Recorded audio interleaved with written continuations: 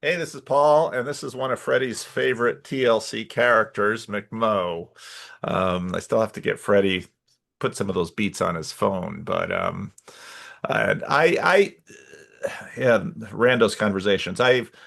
There are a bunch of guys who have become sort of regulars in the corner, and I realize that whereas maybe some of the other channels have randoed them a bit, I haven't, and so for me.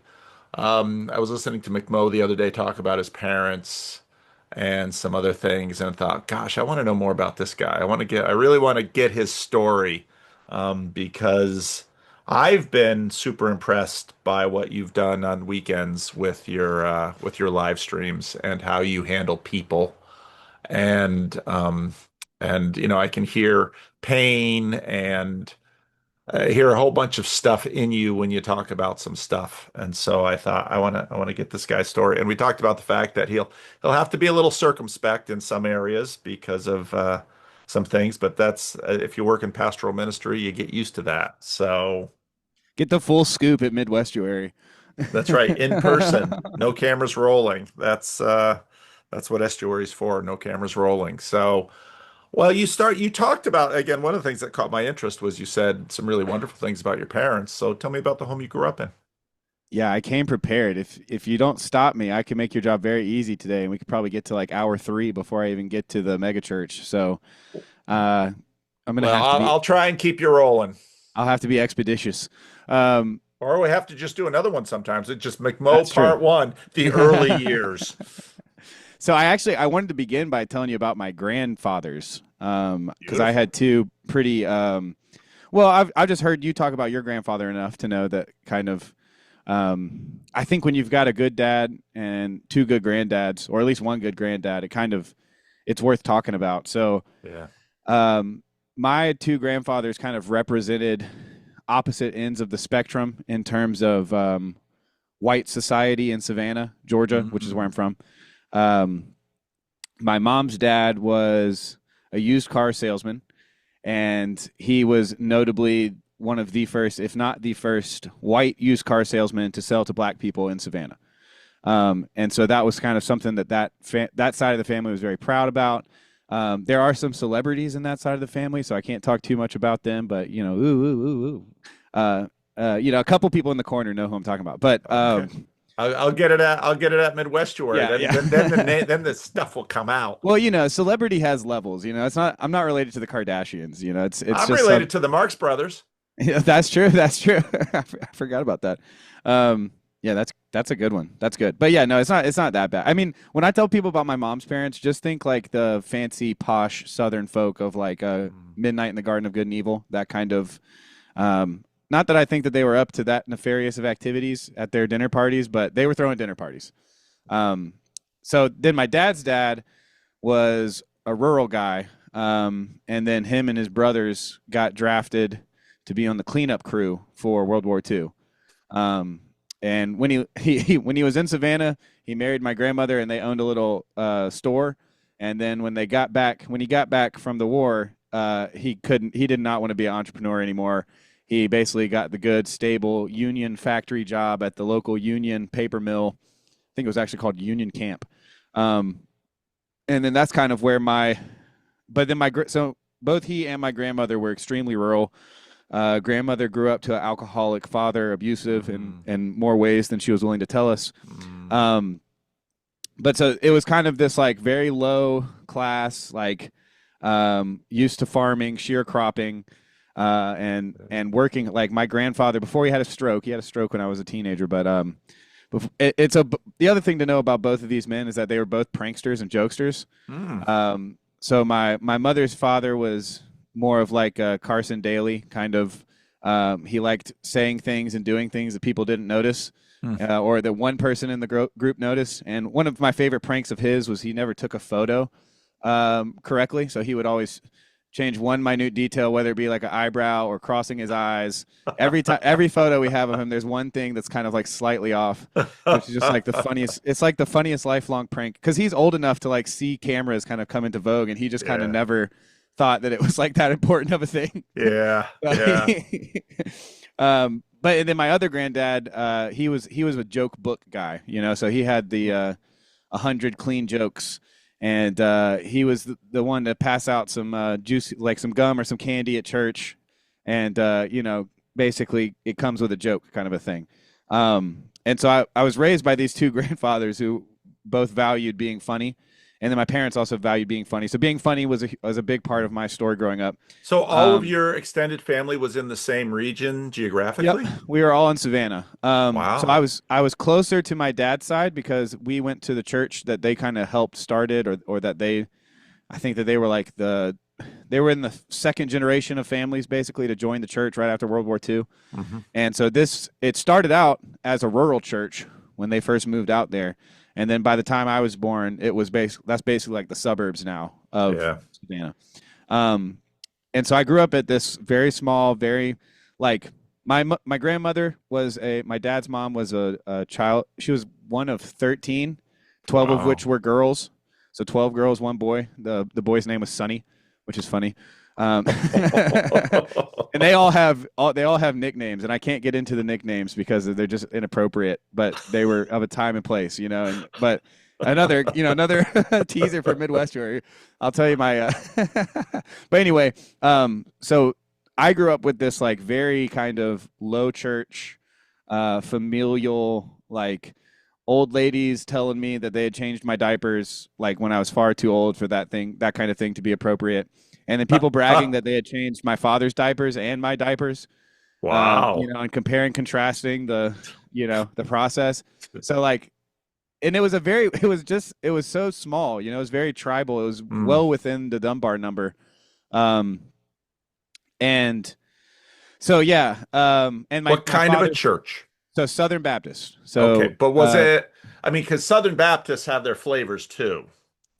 So was it fairly tame? Was it a little expressive? Was it, I mean, yeah, so it was fairly tame, I'll okay. say. My father was the music minister, Hmm. and basically right before my living memory, he had won the worship war, and so was able to bring in an acoustic guitar from time to time. But Okay. we were also blessed with an amazing piano player, and then Mm. a couple of decent organ players, which is pretty. Looking back, was a gift of God for a small, Yeah. lucky to break 75 on a good day, kind Yeah. of a thing. But the previous generations, I mean, you girls had piano lessons and then organ lessons if possible. And I mean, Yeah. the church back in the day, the church made sure it had music even in Right. small places. Well, and there was something in my dad's side of the DNA too. Like, I think of my dad's generation, like something like half of them went and did music in college, or Mm. they have children who like my my dad's sister's children both went to some college. Like their degree was in, I think one of them was like in organ, and the other one was in French horn. So it's kind of, it's weird because that's like the low class side of the family, but it's like folk music, and they're Hmm. all good at it. Even my grandfather, who couldn't carry a tune in a bucket, as he liked to say, he could play the spoons, and the harmonica. So it was that kind of, and because our family was such a big part of the church, like I was related to probably half of the people there. Um, that kind of, I think that probably had an influence on it. But then also my father. So it's probably time to start talking about my parents, and then we'll eventually get to the house I grew up in. But because both my parents are, well, my dad is the youngest of three, and there's a 7-year age gap between him and his brother, and then like a 15-year age gap Oh, between him and his wow. sister. What a caboose So kid. very, yeah, baby of the bunch. Yeah. He's probably on the autism spectrum. I think he's gone back and forth with it, and I think we've yet to have an official diagnosis. So in case he ever hears this, I'm on the fence with him too, but I think most likely yes. If you polled enough people who have spent time with enough autistic people, he kind of fits the bill. But Mm. regardless, he's kind of a phenomenal person. He's like got the strongest character of anybody I've ever known. Mm. Just basically bivocational and trivocational for my whole life, until senior year of high school, just about. He was a chemical engineer and a music minister and a coach. And Mm. so he would kind of split his time. And then eventually he stopped coaching and became a adjunct professor of what was he actually teaching? Project management at this small technical college in Savannah. So he is a pretty both of my parents are outliers in many ways. They're smarter than me. Like, I don't want to get down the whole IQ tunnel or whatever, because I didn't realize that I was gifted or smart until it was until I was old enough for it to be really uncouth for me to want to talk to people about it. It's like, oh, did you know I've been smart this whole time? I'd love to talk to somebody about that. Did that take But people by surprise? no, no, no. Like everybody was like, everybody always told me I was smart, but I'm just also extremely thick-headed, so it never kind of sunk in. I was like, but I'd rather be cool and beautiful. But yeah, so both of my parents are extremely intelligent. They do crossword puzzles for fun on dates. And so I grew up with an incredible amount of intellectual and artistic influence from what would, from the outside looking in, would have been a very fundamentalist family. Like I wasn't allowed to watch Disney Channel because my parents thought that Britney Spears shouldn't be advertised to children, and they must have seen a Britney Spears ad on Disney or something. That sounds Meanwhile, they let probably me watch right. Cartoon Network. Oh, I didn't let my kids watch that. Yeah, so Maybe they didn't know it was on it. yeah, probably not. Like I think, but they did a lot with the Dr. Dobson. Oh yeah. But like, yeah, like this, and the main thing my parents do though is they tell stories all the time, and like that's kind of, for two incredibly smart people, that's how they take up most of their time together, and when they're with the family and really with anybody, is they tell stories over and over and over again, and they get better in time, and they bounce off of each other, and so I kind of just grew up with a lot of music, and then so my father had won the worship war, and then I'm getting way ahead of myself here, but basically, part of my upbringing was playing in the worship band at church. So when I was like 14, no, earlier than that. Yeah, I'm getting way ahead of myself. I told myself I was going to try to be linear, but it's really hard to not tell it in the the whole story as a what's the guy's name? The Pulp Fiction guy. You know what I'm talking about. Yeah, yeah. So let's see. I think, yeah, the home I grew up in. My mom, I spoke a lot about my dad. My mom is whip smart, not the type of lady you want to argue with. Yeah, it's not that she's even disagreeable. It's just that she's like smart and usually right. And so Every kid knows that mom is the one you must live in fear of. It's generally speaking, not always, of course, but Phoebus will love this. One time I probably heard this on Nickelodeon. Hey Arnold, but she told me to like go up and clean my room or something, and I said, "Ah, that blows," and I had no clue, what it meant. what that meant. Yeah, and Oh, she threw me up against a wall. It was a violent. Yeah, you will not speak like that in my house. Kind of a you thing. just understood the phrase by how it was used. You didn't understand the yeah, reference. exactly. I was like, yeah, exactly. I did not know the semantic freight that one carried Yeah. at the time. But yeah, I guess I should probably shift into kind of telling my testimony a little bit. Well, are we already at testimony time? I got saved pretty young. Yeah. Really? Like second grade. Yeah. Wow. I was Walked going the to ask aisle. Christian or public school. Private Christian school. Yep. Private Yep. Christian It's school. called Savannah Christian. It was in my tenure there. Our headmaster went to the PCA church in town, and that PCA church will come back later.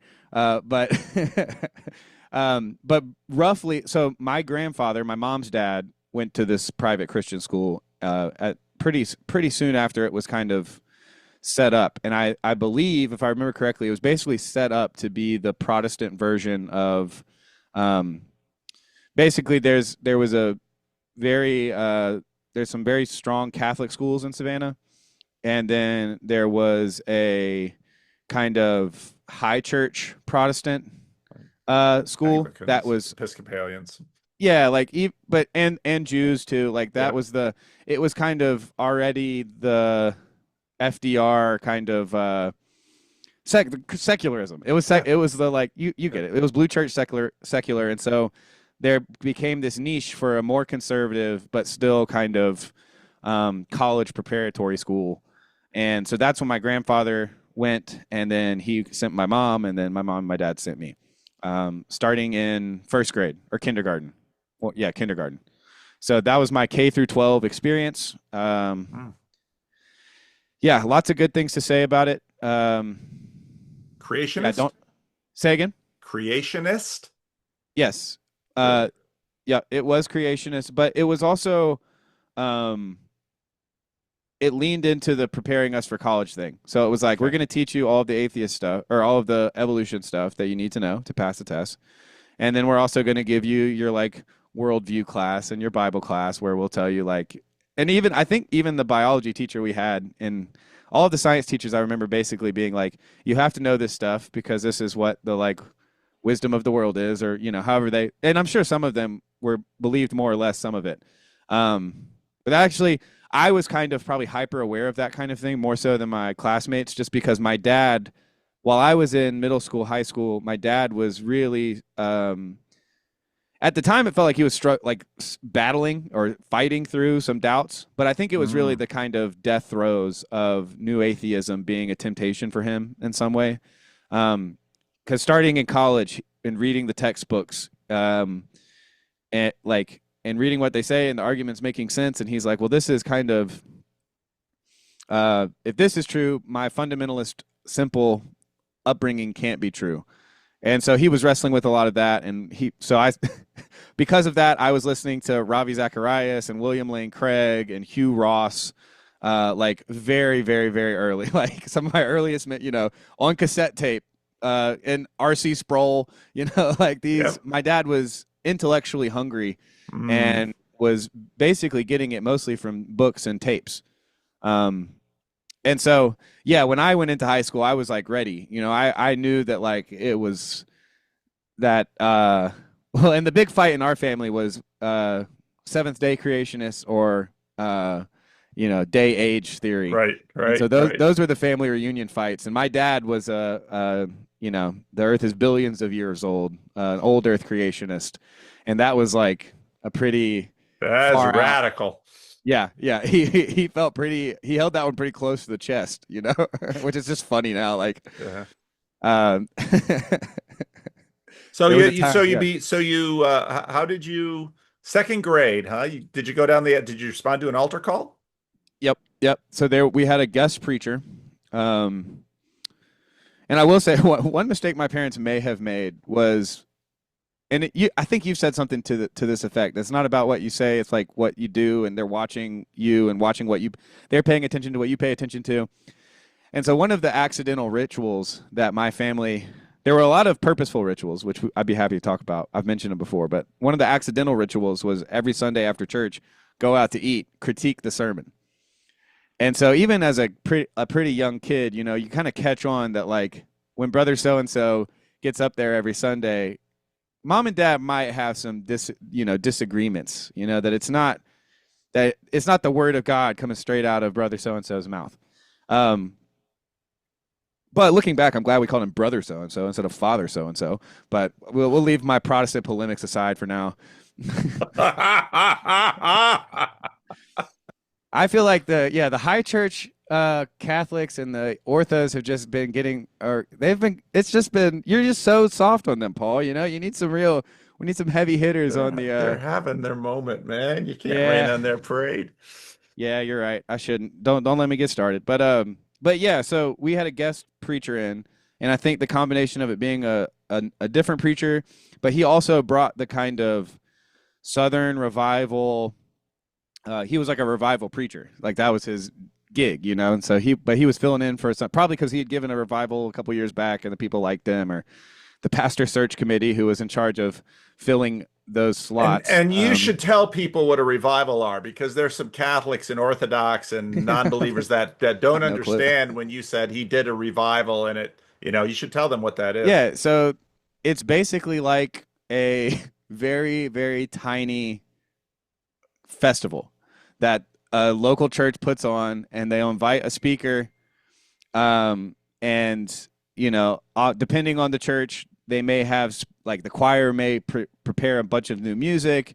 It's basically a much prayer and fasting will usually take place. That we're praying for a revival. We want to see people who have not been here come back. We want to see people's lives change. It's a very, very big thing, and if it goes right, your church can explode. It can double, triple, quadruple, and the Yeah. Spirit of God can move. And In the newer parlance, this is a church growth strategy. yeah, You have a yeah, revival and you'll get a bunch of people come forward and you can have some baptisms, and your church that was maybe 75, you might go up to 150 if, and yeah. that's a big deal for a little church. And then looking back on it, like at different times in my life, I would have been more prone to make fun of it for sure. But like I know that this is a fact that there were some revivals that I would have said at the time as like a teenager or whatever, just like that was a real dud. There was nothing. The Spirit of God did not move in this place. I'm not even sure if he was here, like And that preacher won't come back again. right, You look right. for someone who will, who the Yeah, Spirit yeah. will come. Or worse, the like band that my Oh, dad had paid, a month of yeah. his salary for or something was not Wow. as good as our family at music, and so that would be the talk of the next reunion. Like like it's all this stuff that can distract. But looking back, if there was like, and I'm sure, and I know there was, if there was one person who that was like a spiritual high point, like that can be, Mm, walking into the yeah, Sistine Chapel yeah, at the right time for the right yeah, person, and I think that it was happening. yeah. And so like there are worse growth church strategies, we'll say. There Um, certainly are. so yeah, this new guy was in and he basically did the classic, like, if you get in a car wreck on the way home from church today, do you know where you'd go? Yeah. Um, and I knew that was the right moment to walk down the aisle that Sunday, but it was less, I had kind of already prayed to God the sinner's prayer, Yeah. like in my bed, and was kind of keeping it secret, keeping it safe, and didn't was honestly scared to make it Mm, public, because I knew mm. that I was going to have to be the center of attention. I was young.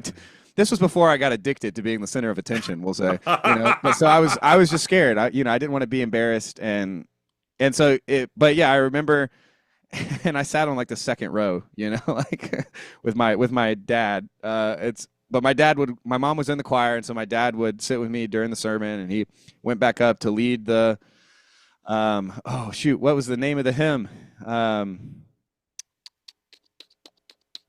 There's a name for it, and I'm gonna kick myself for not remembering the name. But yeah, it's like, you have your call to worship, and Yeah, yeah. then Song the of altar call. response, altar call. Oh, okay. Yeah, yeah, yeah. The altar call hymn, whatever. That's not it. That's gonna bother me, but whatever. I'll put it in the comments if I can remember it. But anyway, yeah. And I don't remember the song. I don't remember any really that much about it because I was very young. I do know that my dad was somewhat suspicious. He was curious to see if I knew what I had done. And so Well, you're that not night that old, so I mean, yeah, second grade, 6 or 7. yeah, yeah. And so he kind of grilled me.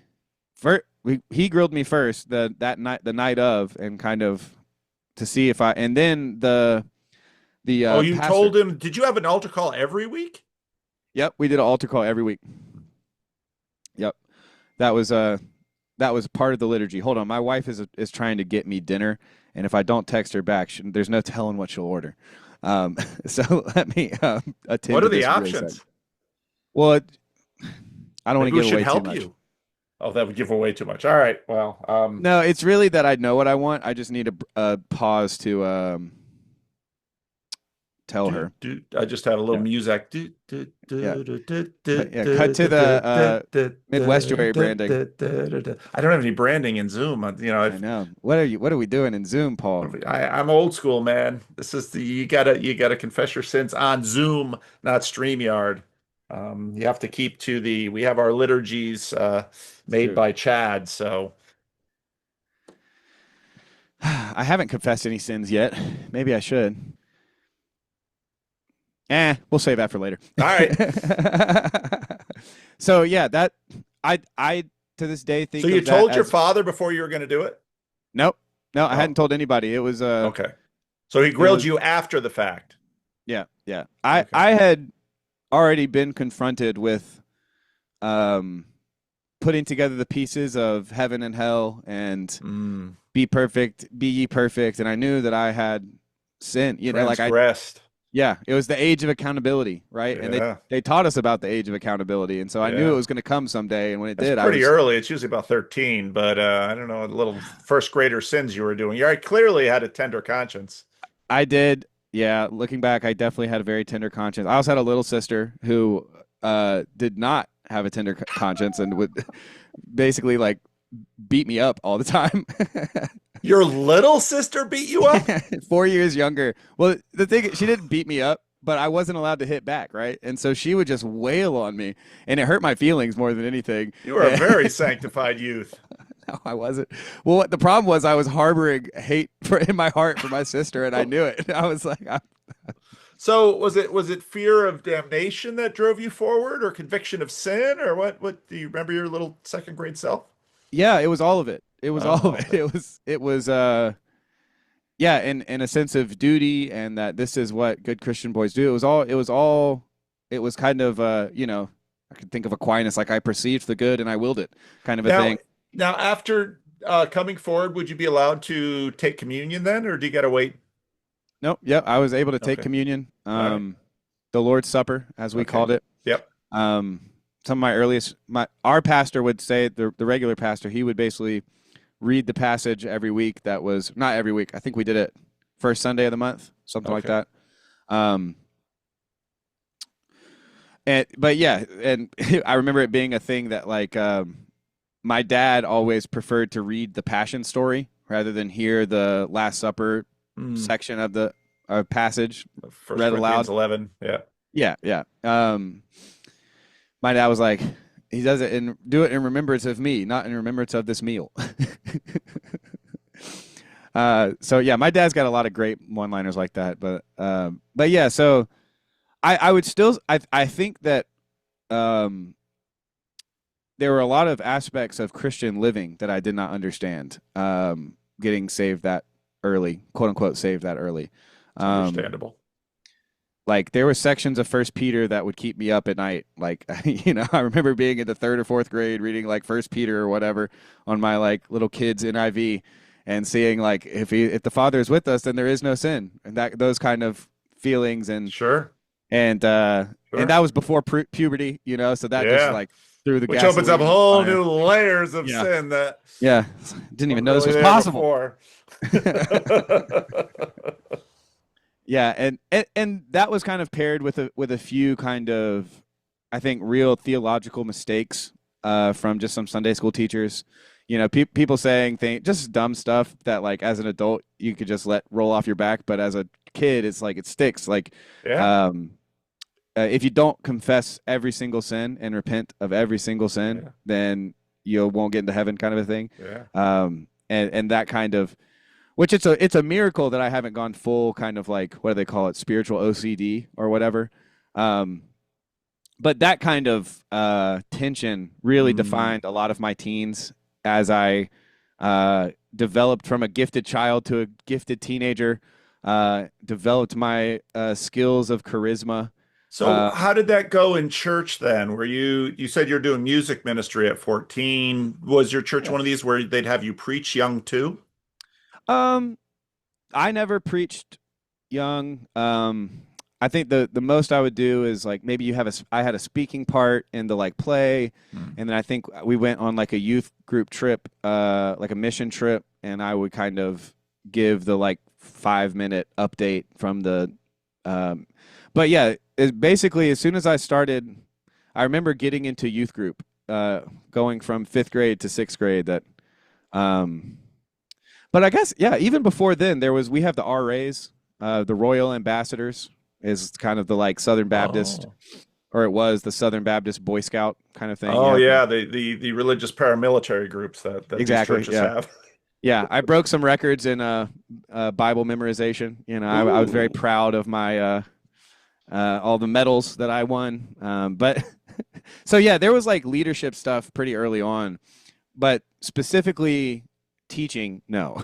I probably didn't in high school is when I joined the student-led Bible study at our school, which is like for the real Christians at the Christian school, Yeah, yeah, yeah. Bible The study. elite class. Yeah. Again, I was totally oblivious to that. I was just like, I like the Bible. I'll go, and I was very, social. I didn't realize that I was kind of in the eyes of the adults being the like very best of the best goody Yeah, two yeah, shoes type yeah, of thing. yeah, Um, but so that would me accidentally being what all of the leaders above me wanted to see, and yeah, that kind of unconscious, yeah. uh, being a good kid, what kind of bit me in the butt by the end of the story, I guess you could say. But Oh, I this is such a good story. really do need to write a book. Because yeah, like we haven't even gotten to. I could Well, write a it's book in just all about fairness, you're the not the megachurch. only kid who grew up good, and this is going to set up some things. That's not an uncommon story. Oh yeah, yeah. So No, it's pretty. It's sad how common it is for. we'll see how far he falls. Yeah. All right, so you're a Yeah. good kid, and I totally got the picture. In many ways, I was the same way. We didn't, I was growing up in a different tradition, so we didn't have altar calls or anything like that, but I did. I Well, remember. oh, Go ahead. I forgot to mention one point of connection that I always think of when you start talking about Patterson. Hmm. So the church that Southern Baptist, notoriously racist, denomination. Yeah. Um, but our church had this trailer park ministry, and so along with my kind of white trash rural family, which I say that endearingly, like what's his name's book, the what is it, Black Rednecks and White Oh, Negroes or Thomas something like. Sowell's book. Yeah, Yeah. Thomas Sowell's book. He that's my dad's side of the family basically. So that's where I come from. But so yeah, it was like so I grew up in a very stretched out from the low class and some half of which if not 75% were black, my friends from the low class, Hmm. and then the high class, which were the like rich, some of them Jewish, most of them Catholics, some Protestants in there too, but like so that kind of stretched out nature, which I feel like I've heard you kind of talk about too with the whole Patterson thing.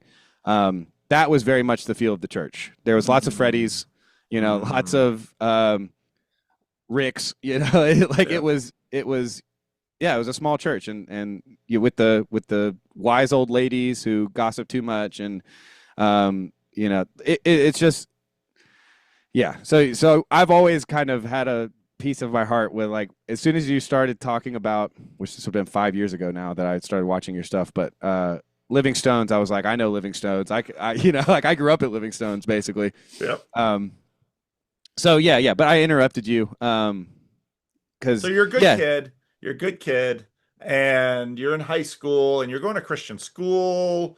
What do you do, unless there's a milestone that I'm missing that you want to bring in? What do you do for college?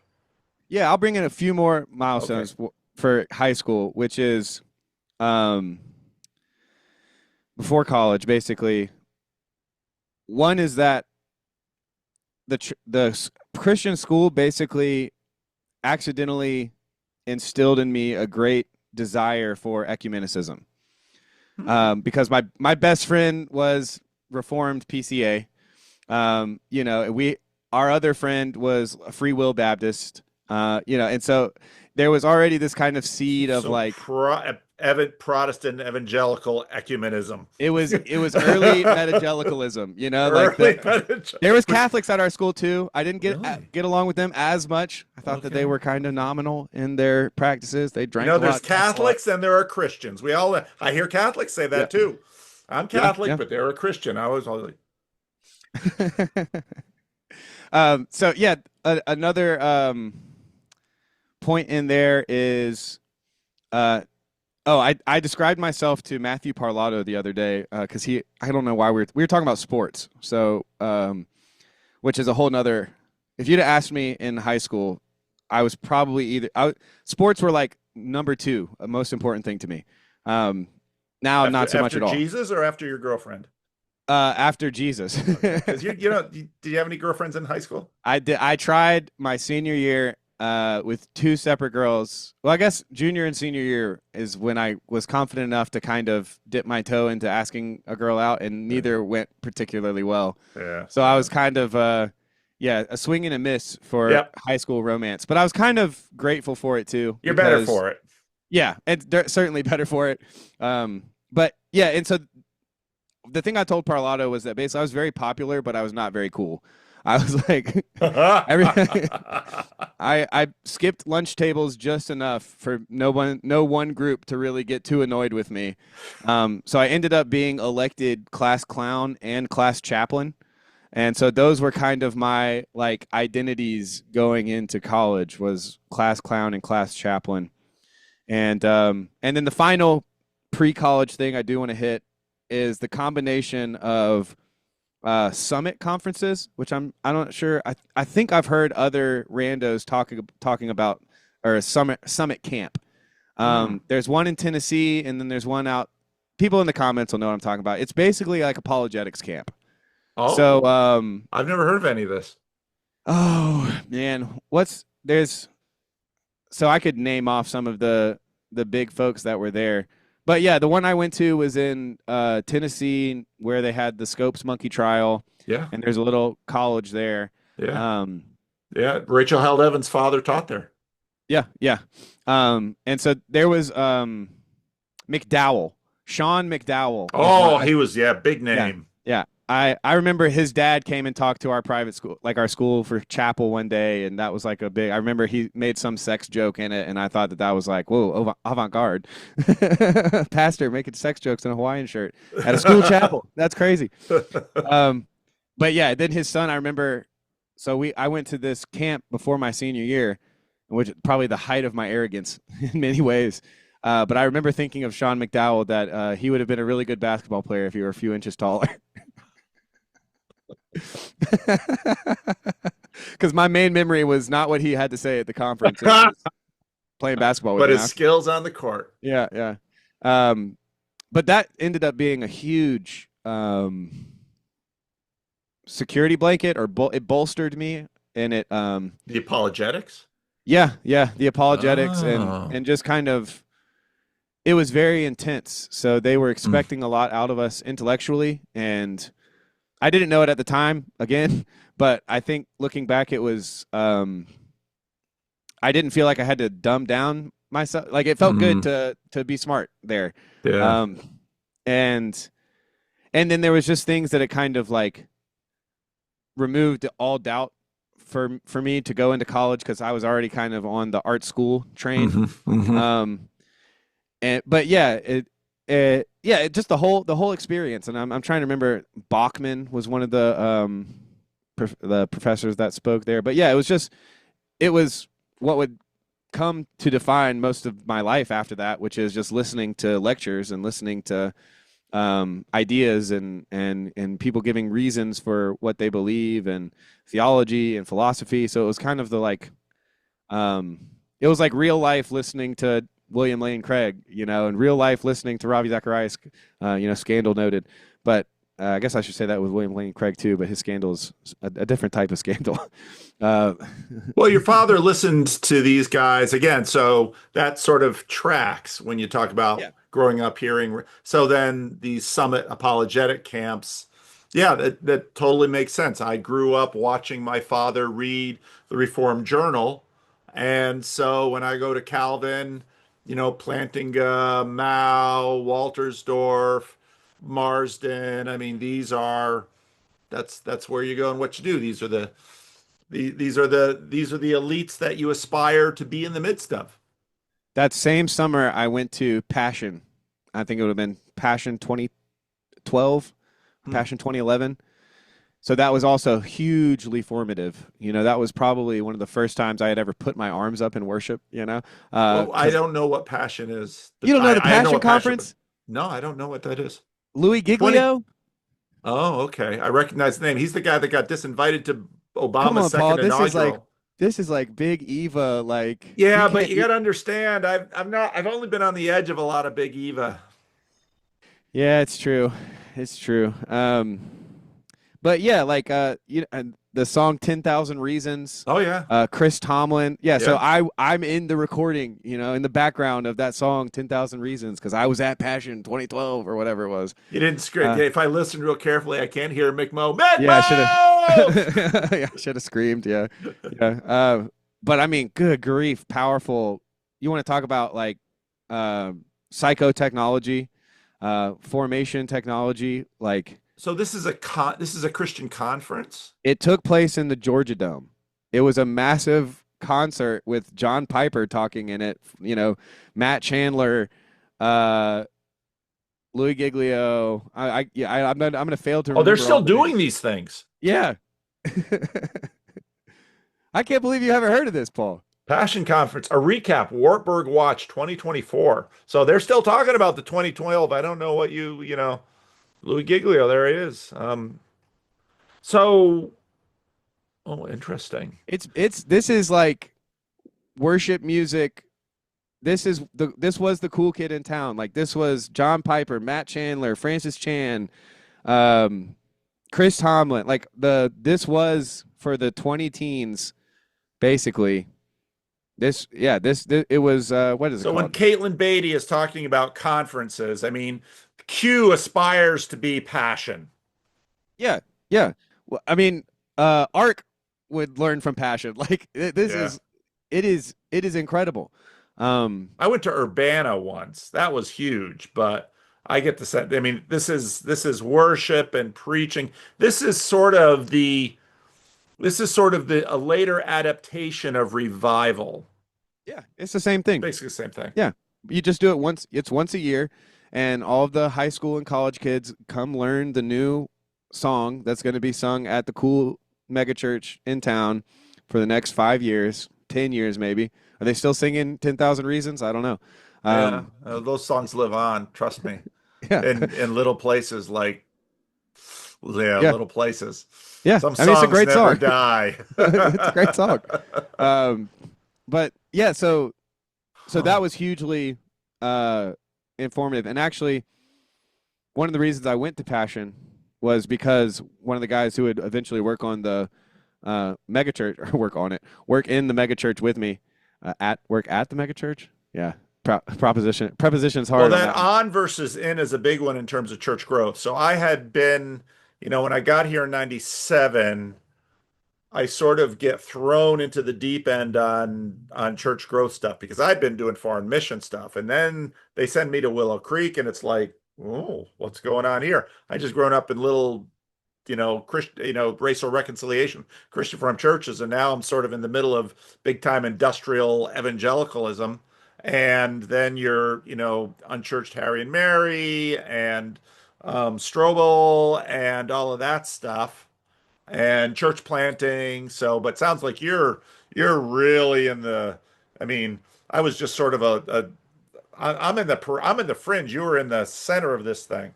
Yeah, so we skipped. So I guess another thing I should say before college was my dad left that small Baptist church. Oh, So this was the first church failure that I kind of got to witness up close and get some shrapnel in.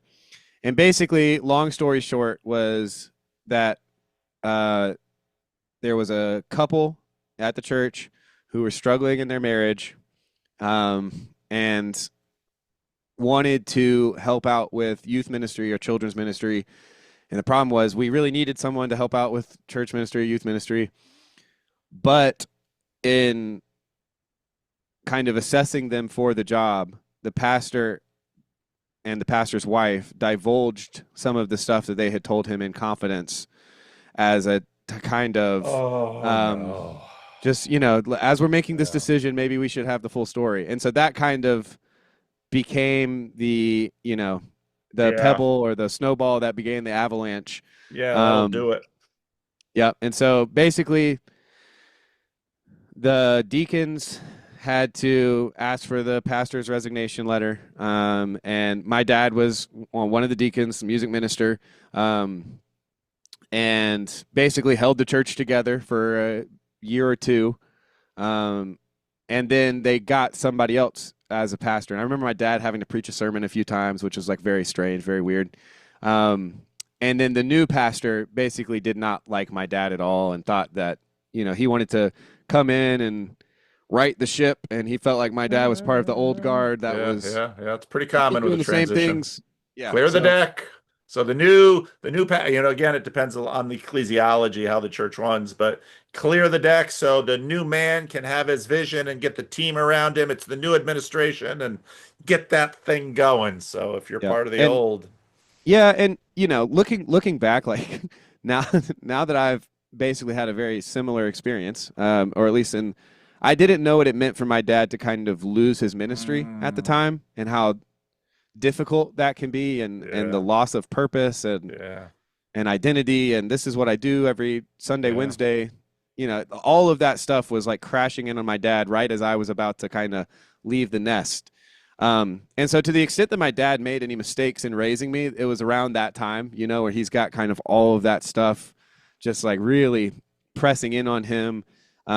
And it's family too, because it's like, and looking back on it, what I really think happened was my dad had gotten so bruised and so cut up in that kind of and everything that it took to kind of figure out the pastor situation beforehand, that but by the time the new one got kind of ratified yeah, in, and the church is moving towards this new direction, like yeah. my dad just did not have the fight in the tank left in him. No, uh, and not that he gave up by any means, but I think that yeah. he stepped aside because he was like, okay, if my leaving will help everything, then I'll Sure, just leave, kind of a thing. sure. No, I get it. I get it. But it was a very difficult time, and so before that, that's when I started going to 3 churches a week. So I would go help my dad set up the sound in the morning, and then I would go to the PCA church that my best friend from school, and also the headmaster, but that's incidental. But they both went to this big independent Presbyterian church. I guess that's the name of it too. Not to get too close, but yeah. How can you be an independent Presbyterian church? Oh man, it is. That's a misnomer. I mean, Presbyterians have presbyteries. yeah, yeah. So I mean, you can imagine that. So for one, they're an outlier within the whole PCA, as far as I know, because they received their charter before the PCA existed, and so they joined the PCA retroactively, even though that they originally were not part of either the PCA or the PCUSA or whatever it was. So they were it's a historic church, so they were Oh, independent, and then the congregation, I suppose, joined the PCA, and so they're still this they're called independent, oh, IPC. But basically, uh, I saw how bad a situation like that can go because I started going to their youth group in high school, and basically this would have been where I would have said that I finally understood the gospel, and basically because one of the pastors there did a Bible study with us, me and my best friend and a couple of our friends from the school. Every Thursday, he'd take us to the breakfast buffet, and we would read through the book of Romans. what And about that what was year kind is of this? this would have been high school. So as soon as I could drive, So because I can would you drive give me myself. a range of years? 20, 20. I'm thinking of the wrong. Yeah. So it would have been. I was 2009 to 2011, around Yeah, there. that's the white hot years of Young, Restless, and Reformed. Yep. So Yep. the gospel. I mean, Yep. yeah, John Piper. I mean, that is, Yeah. I was reading "Don't Waste Your Life" as like a sophomore in high school. So I was in the thick of it. And there was a real like. It was kind of interesting, like growing up Southern Baptist. I knew my dad was not a Calvinist, right? That he was. I knew Tulip, and that he had a problem with the L. He had a problem with a couple of them. He's free, he likes free will. Um, he doesn't like determinism. Clint D and my dad actually share a lot of the same huh, theological beliefs. So whenever interesting. you see Clint D comment, yeah, Yeah. him and my dad would basically comment the same thing Clint does, except Clint's got a better taste in music, I will say, than my dad. But yeah, so that was when I kind of the actual gospel, quote unquote, Yeah. and more the side of the grace and the mercy, right? Yeah. Like that. Yeah. I our church did not kind of uh hammer home uh the assurance of salvation, even though we were a once saved always saved. That was one of our distinctives. Really? Huh. Yeah, yeah, it just wasn't. It was much more pietist, you know. It was much more. Interesting. Yeah, if you've got any questions, you know, walk down the aisle at the end of the service and ask the pastor to pray for you, type of thing. Wait, did you have an altar calls at the Independent Presbyterian Church? Oh, no, sorry. I was talking more about my Baptist church. Oh, okay, Yeah, okay, yeah. okay. The Independent Presbyterian is very high liturgy, no altar calls. They did Lord's Supper once a year, I believe, to give people the time to like fast. You know that they would do like a church wide fast, and I think they did. Once a year? Yeah, yeah, once a year. Crazy, right? That church. So long story short, there was so many issues with that church. The There was problems with the elders. There were problems with the pastors. The There were problems with sexual abuse in the youth group, and so on and so on and so on, et cetera, et cetera. Um, and that was to say nothing about just the like kind of seeing the personality foibles of like fancy posh white people. You know, I had never seen the kind of how gross and nasty it can get with the like high society whites. And so that was like that would have been my freshman sophomore year of college when that all of that stuff kind of, and I stopped going to that church. So your parents, you kind of get bumped with your parents with that transition in the church So you grew up with, and then you yep. go to this other church and it's just plain weird, and Yeah. then that starts to blow up. Yeah. Well, and before that starts to blow up, I'm also starting to go to what would be the mega church. At the time I Oh. started going there, there was like 250 people a Sunday. Oh, Um, so you're part of the hockey stick growth in a mega church. That's a yeah, whole thing to be to take a ride with. yeah, yeah, and so that trend. It's long story short. I'm going to these three churches, uh, and then the summer between, I decided to go to art school, Savannah College of Art and Design, um, which was For not on my music parents' or bingo for cards. visual arts. So I got my scholarship for illustration, Okay. and I learned to draw by doodling with my dad during the sermons. And so he tried to make me doodle stuff that was about the sermon, you know, or uh, Yeah. he Yeah. was taking notes, and Yeah. just he wanted me to stay engaged, I suppose. So yeah, I was very good at drawing for you know for that time. But then I knew that I didn't really want to. I was like, how in the world am I going to make money drawing? And I could kind of see that computers were going to like Yeah. Photoshop and, you know, because already kind of draw stuff. So Yeah. I just thought that drawing was probably not going to be what I wanted to do. And Yeah.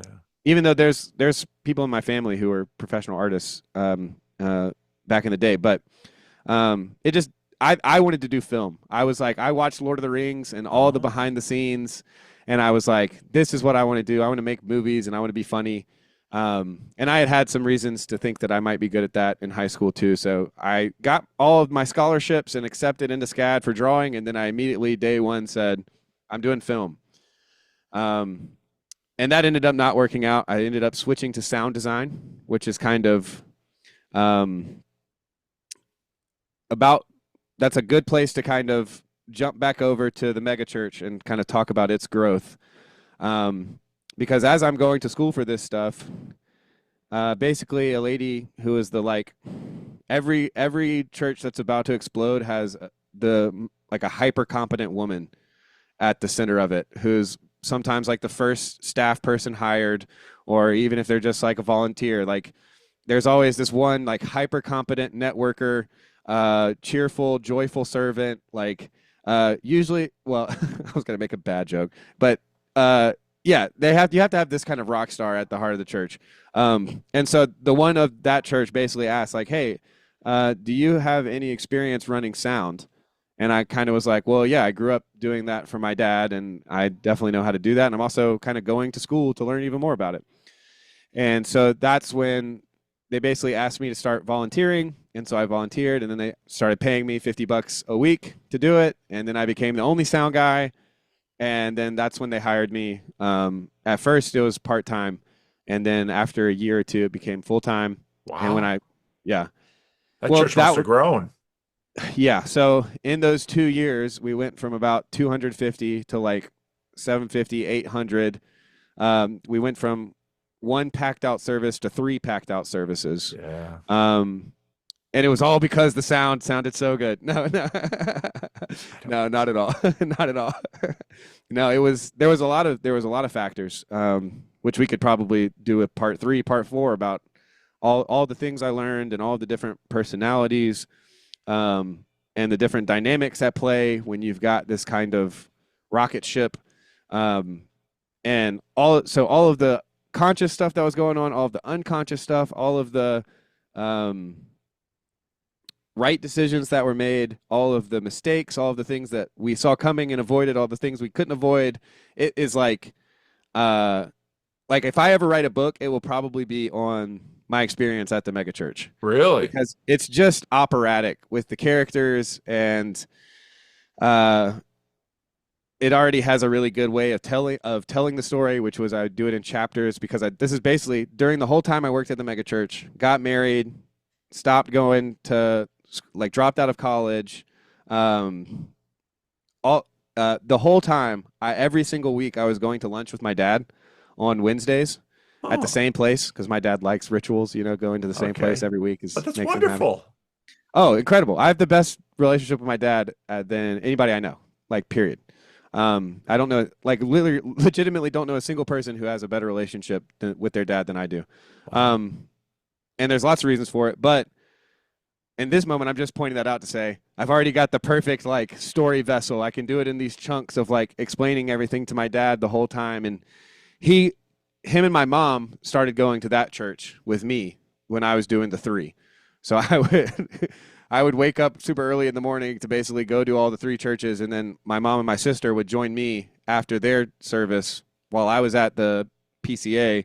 They would then join me at the service At the mega at the church. mega church. But so yeah, and it grew like crazy, and it's a DTS. Our kind of the main pastor was a Dallas Theological Seminary, then all about expository preaching, Yeah. and you know, for Savannah at the time, it was a pretty big deal for the pastor to just kind of not use a lectionary, but just to go straight through Right. a book of the Bible every Yep. week. Yep. Yep. Um, that was like a huge deal. And so super influenced by Tim Keller, super influenced by Matt Driscoll, Mark Driscoll, and who's the Matt guy in Texas? I thought I already said his name. Matt Chandler. Chandler. Yeah. Um, Same with the stuff in the church in Louisville, Sojourner in Louisville.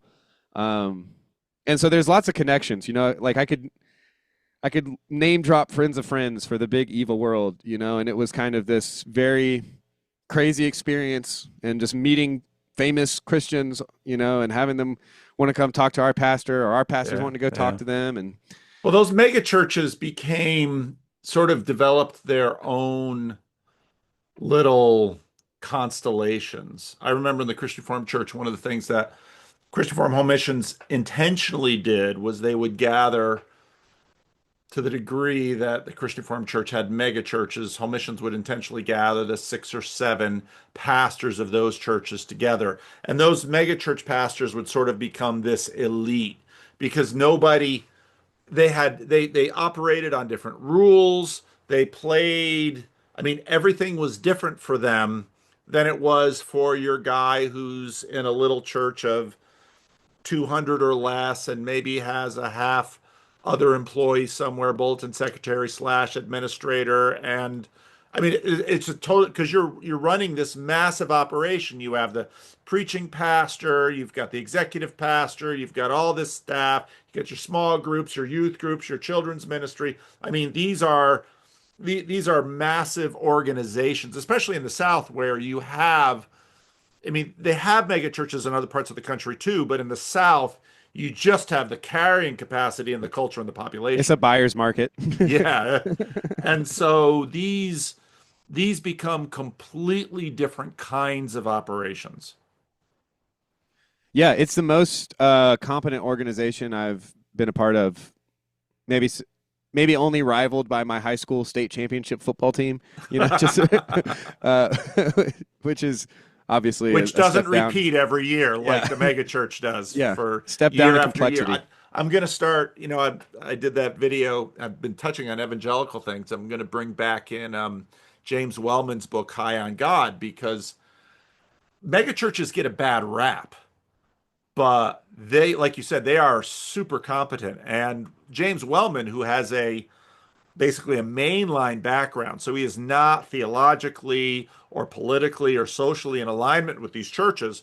But when he goes there, he just sees, he's like, hey, these churches do stuff. They deliver experiences to people. They help people in many, many, many different ways and areas. And he looks at the main line and it's sort of collapsed and says, that's why the mega churches have sort of, at least in a certain register, moved into the country and are very successful institutions and organizations because they actually fulfill a lot of needs that the country has. Yeah. Well, and just one interesting thing about that is my experience on the inside was that we were constantly failing to meet the call of meeting all of the needs that were coming our way. Oh yeah. And as you know, my title was director of media and technology, director of media and technology. And so that basically meant I ran the website and I ran the sound. But I also participated on our creative team, which, originally started as us making a logo for the church. And then it bled into now we need to hire a graphic designer and a videographer, photographer. And I was kind of like the sound guy and the website guy. And so it was like a huge operation, Yeah. and we were the non-pastoral staff, and then you've Yeah. got pastoral staff, but Yeah. it was also crazy because I've got like a team of volunteers that the worship pastor is wanting me to kind of lead, and he'd really like it if we had Bible studies, and he knows that I have the skills to do it, kind of a thing, because of my work in the youth ministries and Young Life and all of that, which Young Life is a whole nother thing that we could talk about. That's how me and my Oh, wife you were met. in Young Life? Yep, I was in Young Life as a high That is a schooler. whole other thing. I went to spread the gospel with the first Young Life event I went to, I thought, these high schoolers, this is not church. This is not Christian. And then I was like, and these leaders, I'm not even sure they know like what Christianity is. Because I'm reading Piper, I'm like, Yeah. I was so judgmental. But yeah, so then I became a Young Life leader, and that's where I met my wife. That was all in college. And then eventually my RUF pastor, who's another, big, not a big name, but like, That's big for figure. those people who don't know, that's the PCA college ministry. Yeah, Reformed University Fellowship. And Um, and RUF was a big feeder area for future megachurch pastors. So some of the yeah. so there were some pastors that left the PCA and joined the RCA that I got to know, and they had come out of RUF, and that I was might sort of know the minor him. leagues. What's that? That I might know him. You might. But yeah, so my RUF campus minister was finally like, "Hey, you're going to three churches. You're involved in three different parachurch ministries. You should probably not do. You're also, you're working two jobs and going to college. Like this is not sustainable, kind of a thing." And so yeah, I guess we could start getting into maybe what happened, why I'm no longer at that megachurch, You and live stream on Sundays. yeah, why do I live stream on Sundays instead of working at a megachurch still? He's in the Um, church of the TLC on Sundays. I had this. I've planted my own church. You guys have that CRC guy who's doing his best, but really, McMo is the internet's church planter. He's even trying to steal Freddie from me. Yeah. Look out. Keep watch your six, Paul. I'm coming for you. The Freddie and Paul show is mine. Ah, So you're working so at this mega church. yeah, so I'm working at this mega church, and Are you married by then? yeah, so while I work there, I get married to my wife. There's some weird stuff that happens with that whole situation, because my wife is the most honest person in the world. She's not even that disagreeable. She's just not going to lie, and so we had some weird experiences with like pastors and friends and mentors kind of telling us not to get married because they didn't think our personalities would blend together, or that, it was one of the errors that our church made was focusing on it became hyper complementarian, basically. That complementarianism Oh, as opposed to yeah. egalitarianism Yeah. Well, the was like, PCA, that was part. I mean, when you get a break off church, it's really not easy to keep the motivation for breaking it apart to become a fetish in the church. yeah, yeah, I think you're right. Like, the other thing is I was probably overreacting. So, Oh, really? well, Are you admitting that you're in a rather intense kind of guy? yeah, yeah, yeah. And I often can sneak some punches in, much like our Orthodox friend Jake, not Jacob. Is it Jake? No. Who's the guy that? Oh man, I'm not good with names. It helps a lot to have Well, the that's a people's real names. And liability if you're working in a church, my friend. yeah. Well, I was a sound guy. I could just kind of nod up and down. I was not an official pastor, even though I had lots of thoughts about theology and philosophy and Now, when you say Orthodox, you mean Jewish or Christian? no Christian. He's the guy Uh, that complains about having to drive 2 hours. He's about to be a deacon. Who am I talking about? Joseph. Joseph. Joseph. Sorry, I'm sorry, Joseph. I should remember your name better than that. I'm at my Dunbar limit again with TLC. Yeah, Like yeah, you hit that fast. I hit my Dunbar at this mega church and went into seclusion for years, and then TLC has exploded me back into social, you know, being social with Christians again, and my Dunbar number is once again suffering.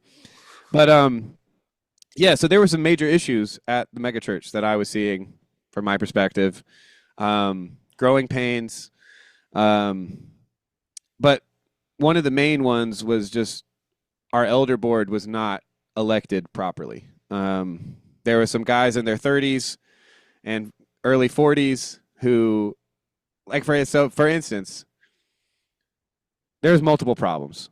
I would need a diagram to kind of explain it, but basically there was issues with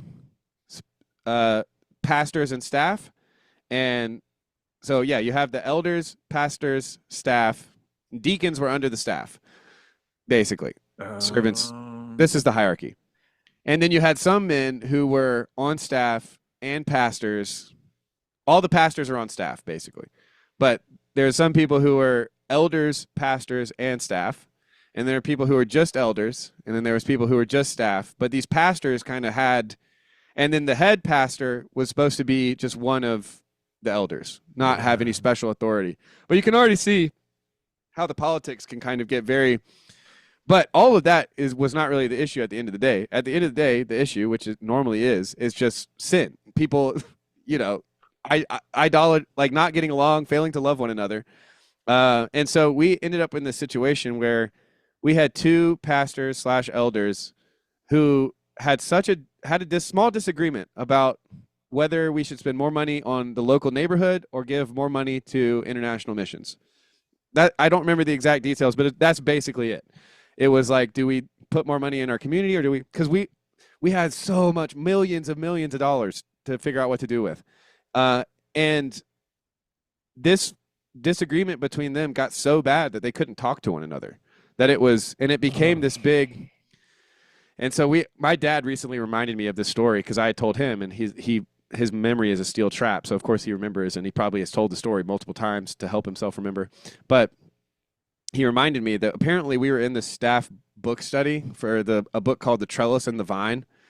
And one of the other characters in the story, a pastor who was so much into biblical counseling that he basically thought depression was a sin, which now I have a little bit more sympathy for, and I could probably steel man that. But at the time, I was like, this is crazy.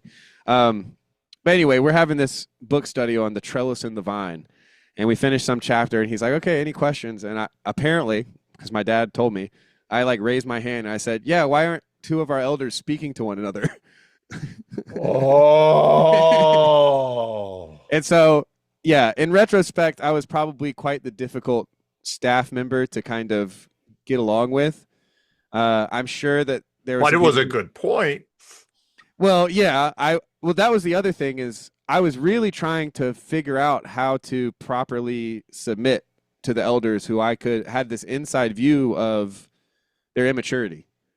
And so that kind of came to a head when uh, a couple that was friends with me and my wife started having some marital issues. There was some infidelity, falling in love with a coworker kind of a thing.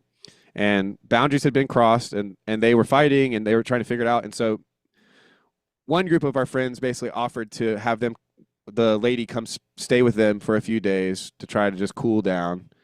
And then what ended up happening, we found all of this out afterwards. So I'm not telling the story in the best way, but essentially they had given her some very strict rules. Like, you're not going to go out without telling us where you're going. These are the people Call that us put when her you're up. done with work and come straight home. Yeah, yeah. So So they they basically were offered like, her a we're happy to couch, do this but for you. then also stepped into the role of we're going to make sure you walk the straight and narrow. Yeah, yeah, Yeah, and exactly. this wasn't set up by her. She didn't say, "Okay, I want to move to your house and hold me accountable." Yeah, They said, "Come to our house," and then it's like we're going to make sure that okay, yeah. yep, Well, and we didn't know about any of those rules, and she ends up asking my wife, explaining the situation, and so me and my wife are like, yeah, come over. We got a guest room. Like, yeah, don't even. We'll figure this out. yeah, Because I'm close with the husband. But yeah. we're all close with each other.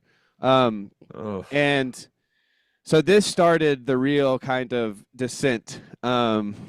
Because and all of this was kind of happening at the same. Like, it wasn't long after that me raising my hand.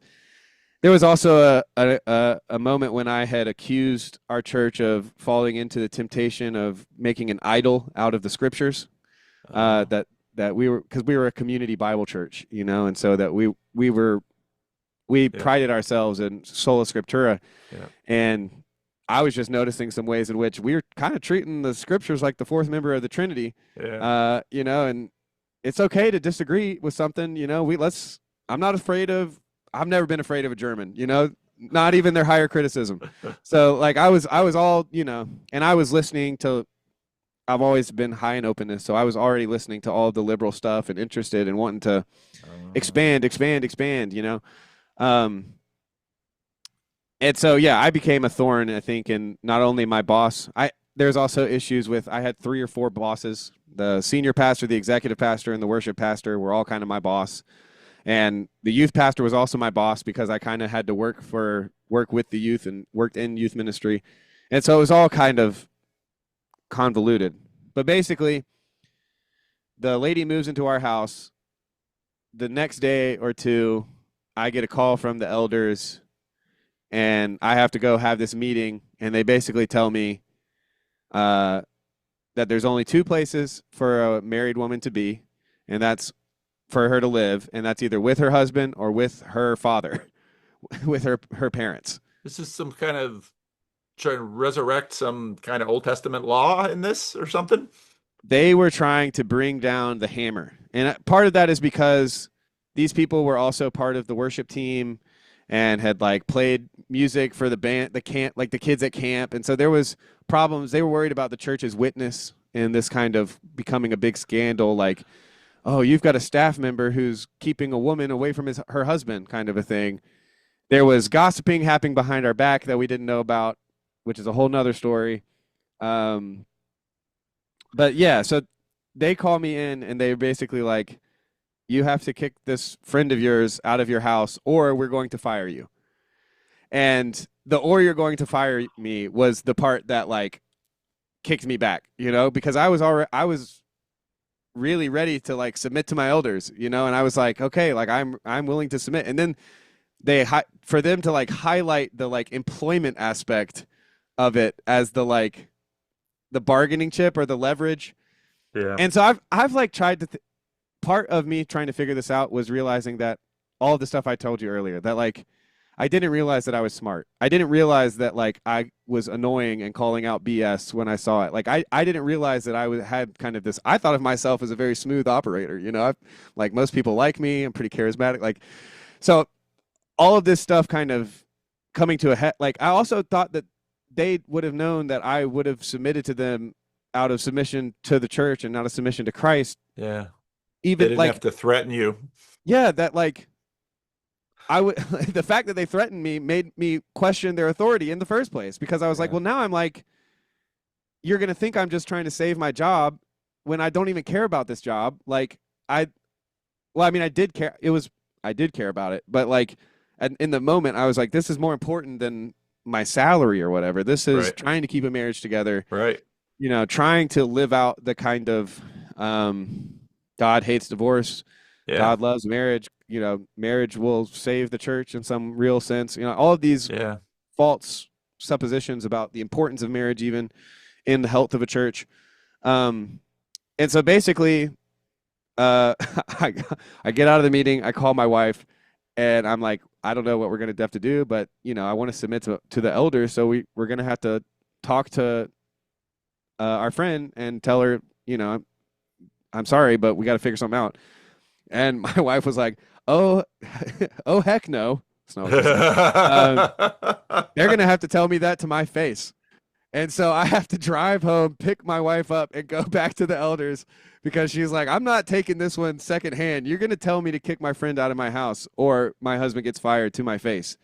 So that's the type of woman I married. God bless her. She's my favorite person on earth. Um, but So it was so did you go to church? no. Well, yeah. We went back And and they they told us told the same. her? Yeah, they told us the exact same thing. And I was trying to be like, I was even in the second meeting, I was even bringing up kind of what I just told you, which is like, I was going to, I want to submit to you guys. And then you made it about my job. And so that now that complicates things because I'm more interested in submitting to my elders than I am keeping my job. And if you had reversed it and said, you know, if you if you submit to us, we're still going to fire you. I would have still submitted to you. Like, this is what I'm trying to do. I'm a young, arrogant man trying to work to be humble and submit to my elders whom I disagree with. And you're not making it easy, kind of a thing. And so basically the Wow. threat of employment was enough for my wife. And so we go back and we talk to our friend. She was very gracious. But long story short, she went and stayed with the dude that she was cheating on her husband with. And so it was like complete fail, worst possible outcome. And then come to find out there was all this gossip that had taken place behind our backs from like these people that we really loved and trusted, looked up to. We had gotten rebuked by our friends. They brought us in. We thought that we were going to strategize on how to like bring the husband and wife back together, and it was like, nope, they're just rebuking us for giving her a place to stay, and that telling us that people are talking about us behind our like using the fact that people are gossiping about us as like an attempt to get us to stop doing what we're doing. Um, and so yeah, it was pretty much one of the most traumatic experiences. Uh, and so obviously my job, my performance at work probably took a dip after that. And then I think it was, I mean, I have a whole song about it. I can't remember the exact timeline because it was just so discombobulating and so much pain and hurt and confusion and really wrestling with like authority and submission and what does it mean to be like these elders who months ago I was telling my dad that I was very concerned that they weren't qualified for the position are now I'm now submitting to them and they've kind of ruined my friend's marriage. They've made my marriage very difficult, because we obviously were dealing with it in completely different ways. Even though, my wife doesn't hold it against me or anything like that. We both kind of, I mean, she is the perfect person to trauma bond with, like she is a foxhole type of person. So that praise God was like not one of the casualties to the whole Yeah. thing, Yeah. but my job Yeah. was. And Yeah. a few months later, I got called into a meeting. It was horrible. This was horrible too. Like they called me into an early meeting, into our like new offices, and they've got an upstairs and a downstairs of the new offices. And I can hear them at the top of the stairs talking about me when I walk in. And I could tell Now, then that these are the staff or the elders? well, it's a combination. So Oh. one was the staff, my boss, two were elders, my boss, and three was the other guy, the biblical counseling guy. So it was like They these they roped him in? yeah, I think that they had an all hands on deck approach because I think that they were afraid that I was going to try to like fight back or like fight for my job I think that they thought that I was way more They didn't like read you right at all. It sounds like they didn't no, not really understand you at all. yeah, no, they really did. Well, yeah, there's a sense in which you're right, they didn't, but then also I didn't understand myself. There was, like I was 23 years old, Oh so it my. was or Oh, when was I 23? It would have been 23 or 24. Um, and so they fired me for poor performance, which I was like was another just like hit in the gut because yeah. I really struggle like I still to this day struggle with understanding what that means because yes, I did not uphold the Protestant work ethic perfectly in every day, but I was like pretty dang good enough to get a job at the like primo dive bar, the one that has all the good bands, like the next day basically. And so I was kind of like I still wrestle with that. I'm like and I wrestle with it obviously in now a job that I don't feel quote unquote called to and all of these, So yeah, that was basically what started the wilderness period for me. Mm, And I I didn't get like excommunicated technically. I could have right. kept going to the church. Right. But I just felt so betrayed Yeah. by that point, Yeah. and and I didn't know how to maybe confidently go while holding disagreements firmly but peacefully, and I also didn't know how to go and not have my hands on the reins of the production that Yeah. because like when they fired me, they had to hire like two or three different people to kind of do what I was doing, which is another thing that makes the whole poor Poor performance. performance look a little untenable. That Yeah, there's something and else going on. Yeah. it and yeah, so it was just very very difficult. There was a lot of personal betrayals in that time, but it also was like the start of an adventure. Like now that it's been almost 10 years, I can I look back and I think to myself like I had a group of men who were ironically like castaways from the PCA church, and Yeah. some of the RUF campus minister. Uh, those guys like took me out to lunch or took me out to breakfast a couple times and listened to me explain the whole situation and gave me a couple of like really encouraging compliments out of kind of nowhere when at a time when I just all I knew was that like I was unfit to serve the Lord for Yeah. reasons that were beyond me.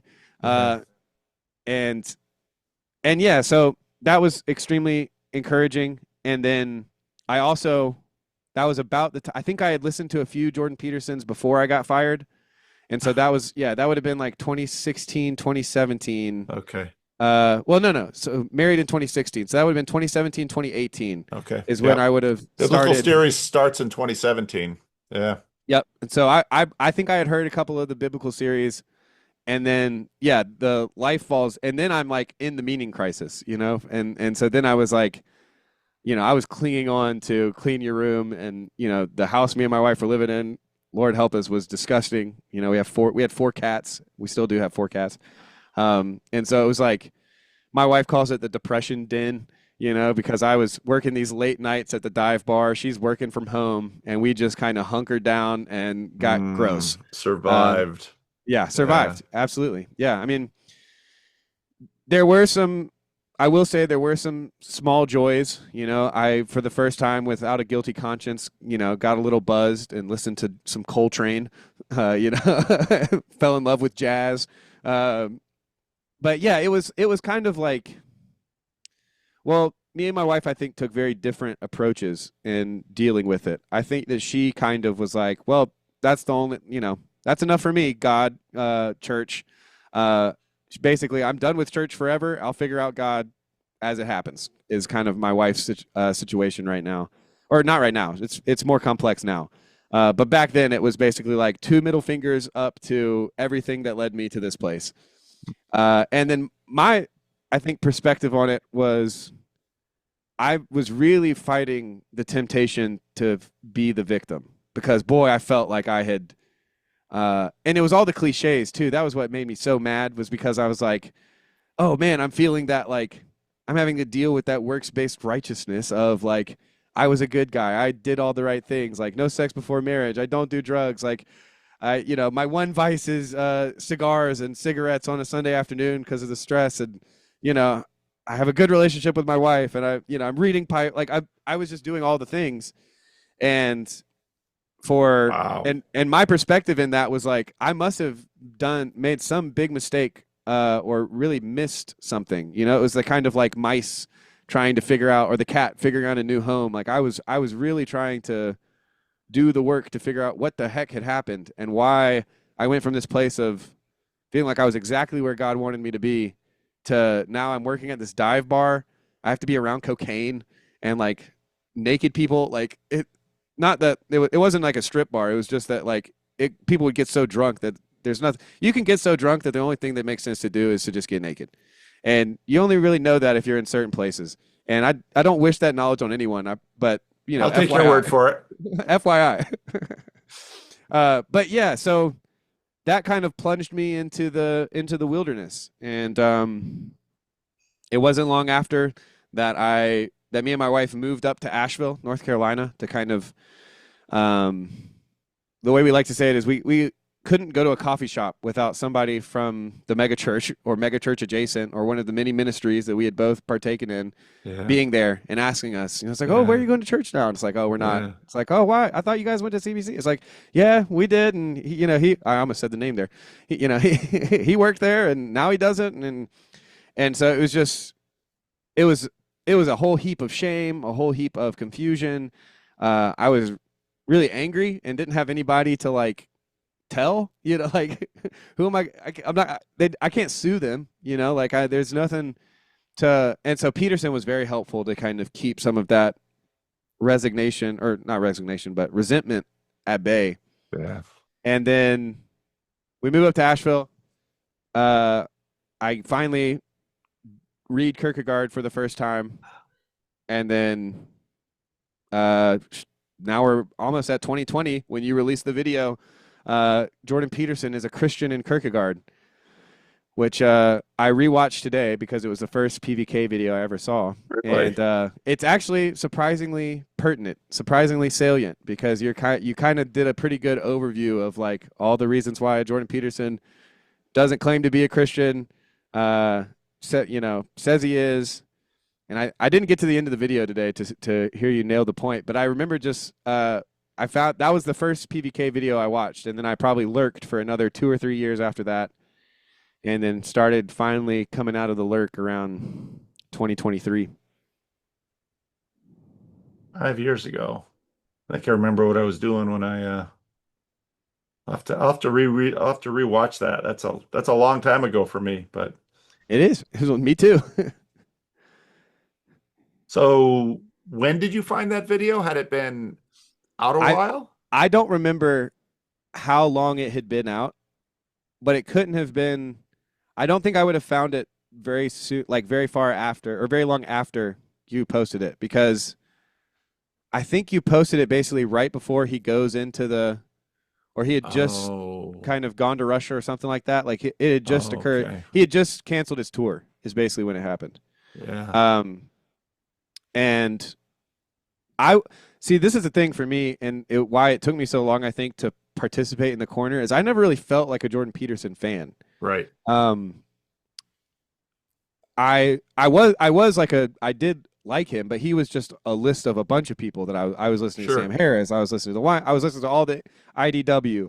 I was listening to a podcast called Bad Christian Podcast, which was like the lowest of low evangelicals. Um, I was listening to like liberal mainlines and kind of more, the more licentiousness, or not licentious, but antinomian side of the like reformed pool. I was really getting a lot into while I was listening to like NPR and Radio Lab and all of that stuff. So when I stopped going to church, I basically was like, I just listen to podcasts now. And so Peterson just became one of those things. But then he also kind of was one of the tipping points to get me to read Kierkegaard. And so I remember trying to find a video that he read Kierkegaard passages because I was going to use it for a beat. uh, and and then your video popped up, and I was like, oh wow, I guess I'll just I'll take a listen to this. And I mean, I'm sure plenty of people have said this, but like, I it wasn't a whoosh moment, it was Yeah. just kind of like, oh, that was pretty cool. I think I saved it to my Kierkegaard playlist, or I listening to it today, I think I probably connected to some of the ways in which you were kind of seeing the whole Christian landscape, which was something that I was kind of always trying to do at my church, but with no authority and no experience, just like trying to be like, well, there's these other Christians that think this. Could we use any of that kind of a thing? Um, and so yeah, that was like the first of your videos that I saw, but then it was probably a year or two after that I started like regularly watching, where you Mhm. became kind of the like background noise for me, traveling for work or typing on the computer. And that really happened in 22 when I switched from washing windows, where I was mostly podcasts, to my current job, which I don't really want to divulge, but I basically can now use a computer screen.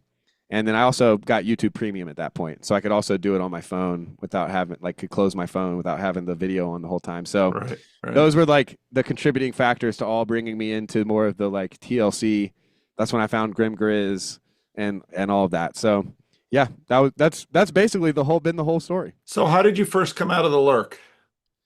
I actually clicked on a StreamYard video with you with my government name, uh, and because I thought that it was the Discord link, and so I was like, The mistaken you and Ethan, the yeah, mistaken click. It's like, yeah, and then I just kind of turned on the sale. I was like, oh wow, I'm live on the internet. Okay, let's do it.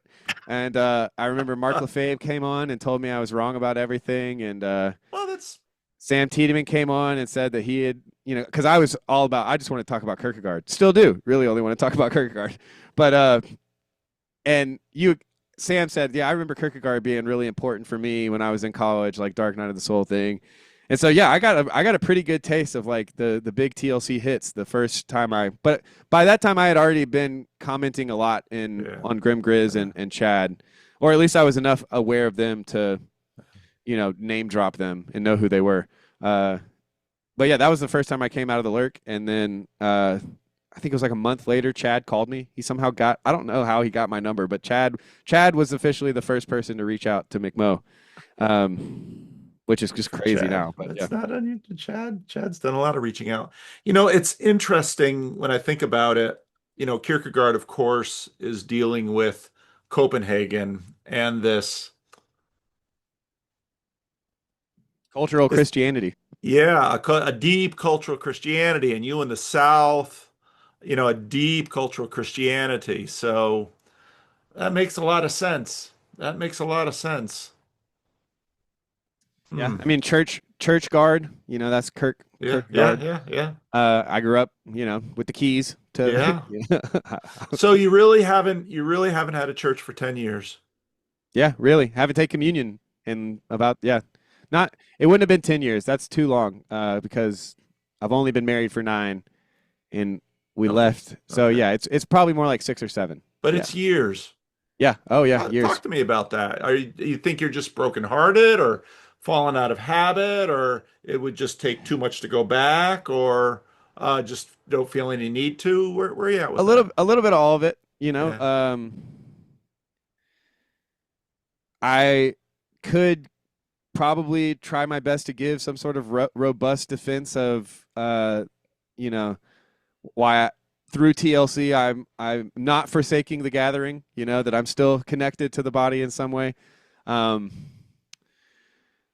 but I think that yeah, there was severe domicide, with the Yeah. whole Yeah. um, yeah, with getting fired. And Yeah. so um, and then there was a lot of stuff for me to work through with kind of cuz I went from being the kind of like left wing person at this very conservative church. Yeah. Now I'm just like in the open world. And Yeah. so I was like, am I left wing? Am I right wing? I Yeah. tried on the spiritual but not religious label for a little Yeah. while. And, I dabbled with, not even considering myself a Christian or, when someone asked what I thought about that kind of thing, being like, yeah, I think I am a Christian, but not in the way you think, kind of, wanting it to be unique. And then I went through the phase of just having to be embarrassedly say like, yes, I am a Christian. No, I don't go to church. I have lots of issues, and so, yeah, there's a brokenheartedness still with, Yeah. um, even the issue of submission to elders. Yeah. I have real issues with authority now. Um, and, but also very sensitive that I could be the type of staff member, at least, but church member, it feels more like, that would just be so difficult to deal with. You'd rather just like fire them. Like I definitely carry that around. Like I don't want to be a pastor's like, you know, most difficult coffee, like I would love to go to a place where I could just sink in the background. But at the same time, I know I need this kind of deep um, engagement. I'm also fearful that I would be either too quick or too slow to volunteer, um, to help out, that if with my skills, whether they, whatever they are. You can help Jared and Rick with the sound. That's okay. Yeah, I would That love to won't be help a Rick with the problem. sound. I would love to help. Yeah, I'll just move to Sacramento. That'll solve all my problems. And a lot of people, if I lived in Sacramento, I'd go to your church. It's like, I know that you say that you probably wouldn't, but I probably would. you might. I Yeah, could see you. I would hang out with Freddie in real life for real. Yeah, I could see. And then he'd have your number, and then you'd be open to let's the not go too far. whole world would open up. He's called me twice during this show, by the way. So, do what? He's called me twice during this recording so far, by the way. That's sick. Yeah, that's awesome. Oh, I'm still on. There's your wife. It's the wife. Yeah. I can pause it if you need me to. Yeah, can you pause? Give me like 5 seconds, 5 minutes. Okay, so yeah. I feel for you, man. I really do, because this sucks. I mean, well, and then the other thing is TLC is also, I've thought maybe I could go ortho, and like, oh no, I can't do the icon thing. I can't do it either. I can't do it. I'm sorry. I'm sorry, Luke. I'm sorry, Sherry. And I can't do the Catholic thing. Yeah. For various reasons, but that's who we're protesting to begin with. Like I've got serious issues with the Pope and the magisterium and the way in which they can be so exclusionary while having lukewarm Christians in every single one of their parishes, seemingly. So if you had to sort of parse out the issues with God or issues with the church, where would that balance be? I think me and God have squashed our beef. And it didn't really take that long. Okay. I pretty early on, I understood it as a wilderness experience, and I framed it like in the first album I made. Well, it was actually the second album I made, but the first album I released, the song about all of this stuff is called "Murdering of the Egyptian." The album's called "Burning Bush," and I wrote all of those songs basically while it was happening, because I definitely had that feeling of like, and it just so happens I worked for my father-in-law for a little while there too, and so it was a very self-conscious thing, and kind of still is in terms of, and I'm still very much a Calvinist in this sense too, despite my dad and Clinton D's warnings, is like, it's not so bad. It's not. It really isn't. Like, I trust that that God knows the future and is omniscient and all powerful and all knowing and all loving. Like, I didn't think this was things. This is a crazy theology here. Just kind of like, but yeah. So for me, where I've kind of landed is I'm willing to accept any invitation I get to church. I was going to go to Jordan Hall's church with Zach Parsons. Oh, and that was the week that the hurricane hit. So I so be careful inviting him. Yeah, I don't know about you, but I feel like I can read the signs when they come that strong. It's like All right, a little more time in the wilderness, Lord. Maybe you shouldn't come to Living Stones. I mean, we're fragile enough already. I don't know if a Well, we hurricane got would. locusts now. This whole week we've had incredible cicadas like Oh, just popping out of the ground yeah, everywhere. So yeah, we're like 50% of the plagues already this year in yeah. Nashville because of all the liberals.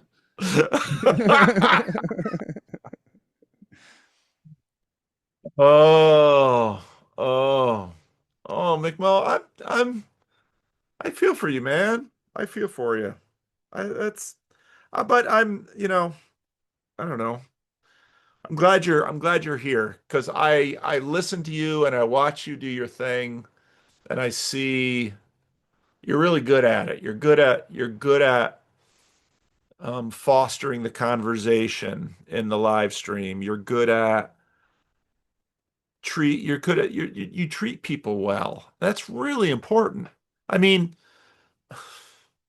if churches, I mean, and believe me, I know how hard it is for churches to treat people well in some ways because of a whole range of things. I get how complex that can be, but you do treat people well, and I've seen that.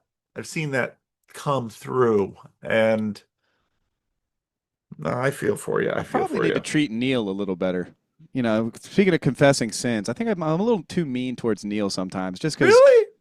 Well, he's kind of like I feel like him and Chad have reached the older brother level of things where like they embarrass me if they say certain things, or like I feel like I need to if anybody talks bad about them, I'm going to talk bad about you, but like Chad and Neil are like now they're just like my older brothers who I feel responsible for in some ways. But that also comes with a fair amount of public bullying. So I've probably been too mean to Neil at some point. And so, Neil, I love you, buddy. I'm sorry for bullying you. Okay, so this thing sort of emerged and we still do it. Um, is it going anywhere? Is it just good the way it is? I mean, you jumped in and you've now got it was so funny because Rillian talked about, maybe he's got some room in his life and he's going to take a slot a week. And I said, well, you might as well grab it now because who knows? Maybe the Jacob's vision of 24/7 TLC live streams will come about in some way. But what do you think of? Because I don't know what God's doing with this. I know that I mean, and in your story, I think he's ministered to you through this. Oh Um, yeah. I like on the one hand, I don't like the navel gazing. yeah, But on the other hand, personally, the corner has been my connection to the body, full stop. yeah, Um, most of the friends I still have from the megachurch are at various degrees of deconstruction. yeah. Some have even become Anglican, There's which is probably Christians and there's Anglicans. yeah, yeah. Like honestly, me and my wife will probably end up Anglican, I would bet, or Catholic. That's probably where this is headed. But Oh, you know, don't encourage. And that you talk to me about being soft on the Orthodox. There's just all kinds of Catholics and Anglicans that are no, just like, yeah. Well, the so only there's reason a chance. I would go. The thing is, I don't know if I could go full Catholic because there's just too much I disagree with, and you can't like join as a Jesuit. Like that's not an Yeah, option. yeah. No, no, the Anglicans, you can be almost anything and be an Anglican. Let's face it. Sorry, Yeah, Anglicans, it's true. that's why it's attractive to me. That's why I think I'm probably gonna be. I think they're the only people that would take me. Um, but as far as TLC goes, um, yeah, there's a lot of different uses that people get out of it. There's Yeah. distributed cognition. There's virtually not alone. There's you know, some people use us for the news. Like I really do think that some people get their news from like Jacob and Lance, um, which is great. That's great. No judgment. Um, but I think the future remains to be seen. Well, like, where do I see TLC going? I'm gonna keep trying to do my weekend streams, Yeah. and I'm gonna keep, you know, grifting my Ko-fi link, and if this was a full time gig paid for by anybody wanted to pay for me to stream full time, I'd be happy to do it. Um, but yeah, I think that I've always kind of seen the ultimate, like, if TLC could be everything that it needed to be, it would at least be the old guys at Hardee's. Or in in the UK, they've got pub culture where Yeah. you can have an old guy like, "Aye, good try, laddie. Get him next time," kind of a thing. Yeah. Um, and I think you've hit on some of that with like it Yeah. being the idea of mentorship. I Yeah. think some of that is just because it's a bunch of Christian guys together. It's kind of Yeah. hard not to think of that. But yeah, I'm probably. I mean, one of the things I've always liked about your quote unquote leadership is that it's not like you're not like the megachurch pastor who was, here's what we need to do. We need to hire this guy. Make sure this is like this. Like that's so the growth that's happened has been more organic, more preordained by God somehow. Because Yeah. it wasn't. Without human hands. Yeah, yeah. So I would like to just keep that going, and I'm really Yeah. excited to meet everybody in person. I've met Yeah.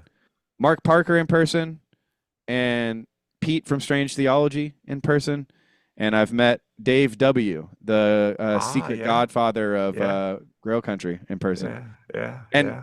that reminds me, we'll also have the South Estuary at Yes. Lake Junaluska, which Yeah. is an important part of the country for my wife. That's why we live in Asheville, is Lake Junaluska, because my wife went up to camps as she was growing up Mm. to Lake Junaluska, and that's why we honeymooned in Asheville, and that's why we live Mm. here now. So, full circle. Come hang out with me also at South Estuary. It's going to be a good Mm. time.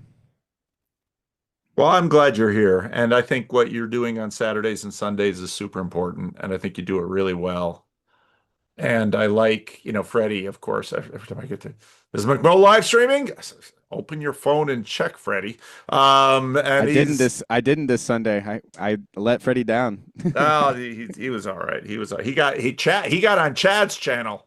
I saw that. Yeah, He was super. I got on Chad's channel. So there you go, Fred.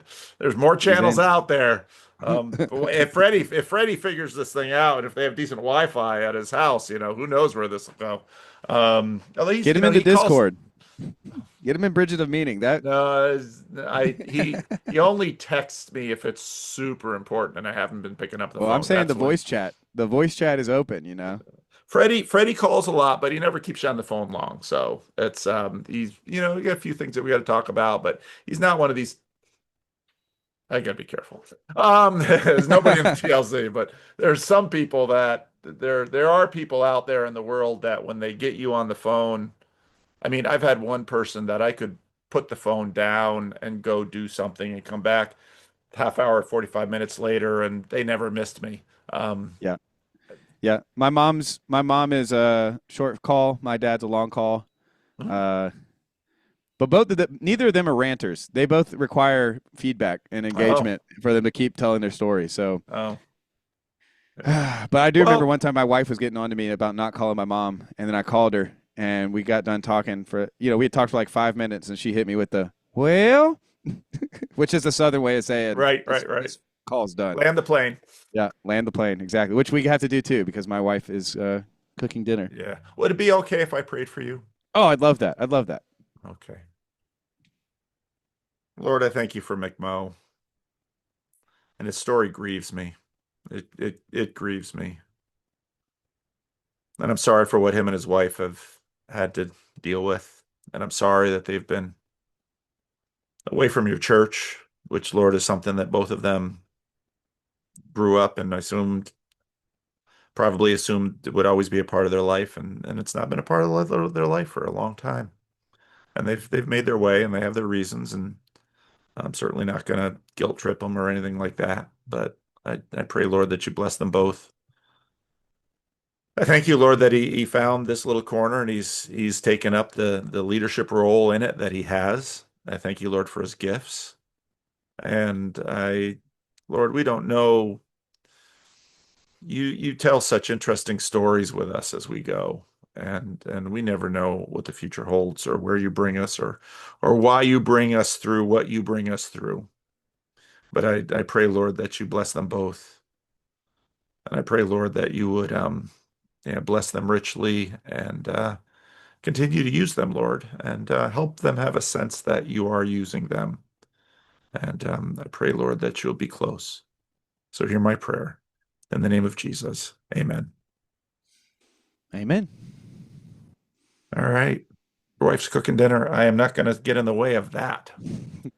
I'm a married man. I understand such things. Yeah, yeah, yeah. Well, thank you. This was fun. I'm sure I'll watch it back and think, I could have said that better, but Do it I is do what it I is. need to send you a private copy so you can share it with Tayo?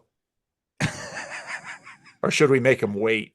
I don't know. I think he kind of deserves to wait. I but all Tayo right. gets what he wants a lot. You know, the accent, the It's hard to turn him avatar. down. He's such a sweetheart. It's What hard is to say this? no to him. What is this thing he's doing in Yeah, this yeah. I photo? don't know what the deal is on that picture. It's like, what's with that? I don't know.